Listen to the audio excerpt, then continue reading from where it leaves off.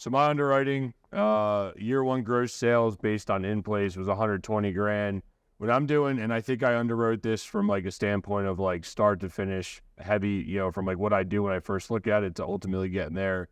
I like to look at a 3-year stabilization number and look to achieve a 10 cap in year 3 is kind of where I trend towards or look at and say, okay, maybe this is a deal. And the reason that matters to me is because 9 times out of 10, I'm ahead of the 3-year number. So I know that I'm being in a safe position. So I did 10 by 10s at $80 to get to 80 cents a square, $9.60 a foot. I think we all discussed that. I like to factor the 10%. This is just kind of my workflow process of how I work through a deal. I like to roll back in some of the fees and sale of product. It is a legit revenue item. We rev share with our property management company, $4.50. We charge 10. It's $1 something for premiums. We get back $4.50. That's legit money. I will factor in some of the churn rate admin fees, nothing crazy. But here I did do that because I utilized my move-in, move-outs, giving me a top-line revenue of like $252. From there, I would go in and pressure test the taxes and expenses. I assume John calculated that our taxes are going to go up, so I utilize his $8,200 number. Spear, you were asking earlier, here's a good rundown, kind of industry average stuff. Insurance, 18 to 20 cents per square foot. By the way, I wouldn't buy this deal because it's in Ohio. But if you guys are talking Texas, Florida, Bobby's got and Alex got a great case study on why you need to check your insurance rate. 5x that number on a property that's on the waterfront in Florida. $1 a foot. Dude, that's going to, check that stuff. Wind is a big problem right now. Where's Tim? Texas, right? Massive problem. Ryan, Texas.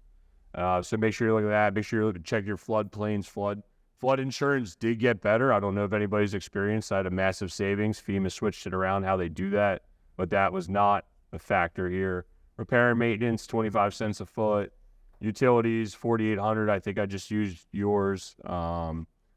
Off-site management, on-site management. I think this came up yesterday. We usually look at about $150 a week. Size of facility is like, there's some of it in there, but usually we look at baseline between $100 and $150. A little small, you probably get away with it, but still, someone's got to drive over there. They still got to go walk around the site. Lock audits, yeah, they take time, but in the same sense, we look at $150 per week on average. My offsite management is going to cost me 6% top line. My relationship with our current manager allows me to probably just do 6% and not a minimum on this one. Advertising and marketing, I assume $500 a month. I would have to do some deeper dive onto this and really figure out, will $500 do what I need it to do? Technology fees, software, call center, you're looking at $9,000. Processing fees is a legit line item. Admin fees, right? Like, you got to pay your accountant to do your taxes. That is a real cost that people don't like to factor in. Landscaping, which I don't know what it costs to run up there. And then a CapEx reserve budget. And my contingency, right? Make sure you be conservative. Expense load for me was like 33.9% before the CapEx reserve budget.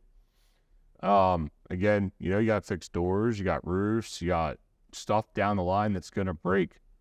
You want to be cognizant of that. It will affect your cash flow. When I was looking to finance this, I expected 6% on a first position debt.